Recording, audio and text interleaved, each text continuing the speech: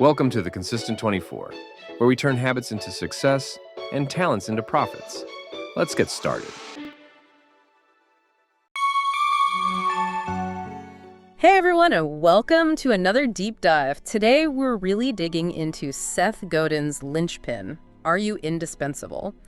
We're going to see if we can unearth some of those truly valuable insights on how we can find our place in the ever-changing world of work. Yeah, this book really kind of hits you with a challenging idea right away. Godin says that the old factory model of work, just clock in, follow the rules, and climb the ladder. Well, it's basically on its last legs.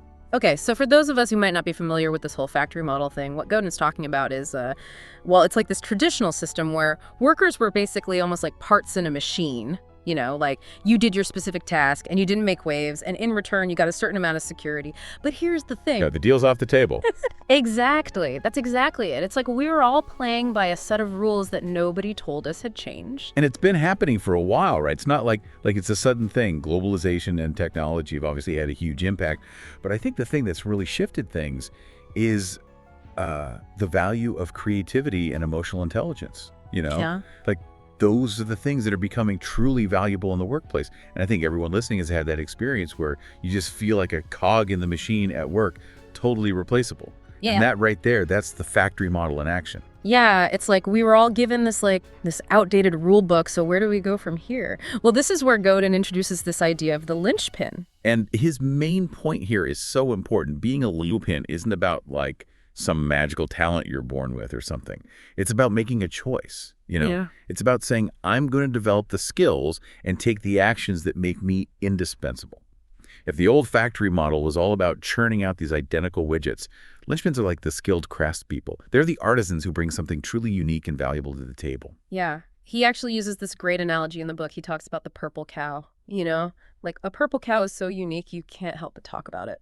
Well, the linchpin is that person everyone wants on their team. They make things happen, they solve problems, they bring fresh ideas that nobody else even thought of. You've probably worked with a linchpin before and not even realized it. Think about that colleague who just seems to handle change without breaking a sweat, or who always seems to find those aha solutions. That's a linchpin in action. And let's be real for a second. We've all been there, right? Like that feeling of, who am I to even try this, can totally stop you in your tracks. I know I've had tons of ideas that never went anywhere because that little voice in my head was like, nope, not good enough. Oh yeah, that's super common. Godin really nails it when he talks about how that resistance, that's what he calls it, it wants to keep us comfortable, even if that means we never really grow. But how do we actually fight back against that? It's easy to talk about, but that little voice can be really loud sometimes. You're right, it takes effort, but Godin gives us some really practical tools to use. One of the most helpful, I think, is giving yourself permission to be wrong. We're so afraid of messing up, but what if we just accepted it as part of the process? Instead of, what if I fail? It's like, okay, I might trip up, but I'll learn from it, and hey, at least it'll be interesting, right? Exactly. It's about like changing how we see things. And another big one he talks about is getting comfortable being uncomfortable. Stepping outside that comfort zone is how we grow. It's like exercising a muscle. The more we do it, the stronger we get. And that makes me think about, Godin talks about these little acts of giving gifts at work. And before you think I'm talking about bringing in donuts, Godin's talking about going above and beyond, like bringing your own special talents and generosity to the work you do. Yeah. And he uses this great example of Darianne Page. She was a receptionist at the White House. Oh, yeah, I remember reading about her. So you might think, okay, what kind of gifts can a receptionist even give? But she totally embodies this idea. Yeah. She looked at every interaction like greeting people or answering phones as a chance to make it a good experience. She'd learn people's names, she'd greet them with warmth and respect. She made it an art form, really. That's exactly it. It's about taking even the ordinary things and putting care into them, adding that human touch that makes everything better. Godin's point is that this isn't about being manipulative. It's about bringing your whole self to work and like giving something truly valuable. It really makes you wonder what would happen if everyone did that. It's a really powerful idea. And it leads us to something really important. Godin doesn't just say, be a linchpin. He actually gives you a way to do it. He talks about 7 specific abilities that are essential to being indispensable. So it's not about some superhuman abilities. They're things we can actually learn and get better at. Exactly. Yeah. And Godin is all about taking action.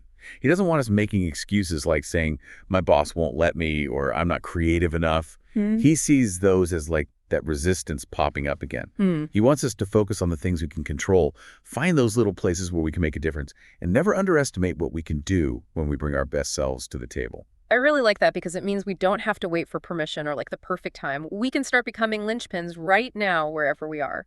Absolutely. And something else he talks about is how important it is to surround yourself with other linchpins, finding your people you know, the ones who inspire you, who challenge you to grow, and who will be there for you when you stumble. It's like building a network of support and generosity where everyone is trying to make things better and create something meaningful. But what are those 7 abilities? Can we talk about those a little more? So there's like a roadmap then, like actual skills we can practice to become those indispensable linchpins. Yeah, totally. Godin breaks it down into 7 key abilities: shipping, connecting, being remarkable, creating art, building a tribe, making a difference, and leading lendas. And he really gets into each one, like explaining how they all work together to create that linchpin mindset. Okay, wow, that's a lot. And I gotta be honest, some of those sound kind of intimidating, especially the leading part. And I'm not exactly, CEO or anything. That's something people get tripped up on a lot. And Godin talks about that. He's not just talking about leading like in a, traditional way. It's more about stepping up and taking charge, even in small ways. It's about making a difference wherever you are, whether you're leading a team, a project, or even just leading by example. Okay, that makes sense. So it's less about having a big title and more about inspiring other people to do their best work. Exactly. And the thing is, these are skills, not like things you're born with. We can learn them if we practice and put in the effort. It starts with figuring out which ones really speak to us and then actively looking for opportunities to use them in our everyday work lives. So it all comes back to that idea of giving gifts, right? It's about using those linchpin skills to actually create something valuable for others. You got it. And that brings us to, I think, Godin's most important point. In a world that's so focused on efficiency, automation, and data, it's our humanness, our ability to connect, to give those generous gifts that makes us irreplaceable. So it's like, while everyone's trying to be more like a robot, the real way to stand out is to be more human. Exactly. And Godin, he leaves us with this really powerful question. What's the gift that only you can give? Oh. What are those things that make you, your talents, your experiences that you can bring to the table? That's what being a linchpin is all about.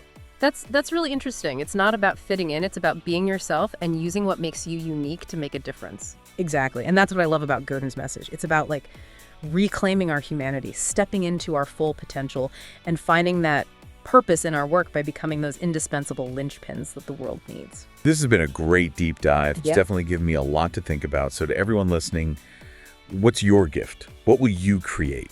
The world's waiting to see it. This has been the deep dive. Until next time, keep exploring. Thanks for tuning in to The Consistent 24. If you found value, subscribe and leave a review. Remember to check the synopsis for more free ways to unlock your potential and build profits. The Consistent 24, just listen to learn.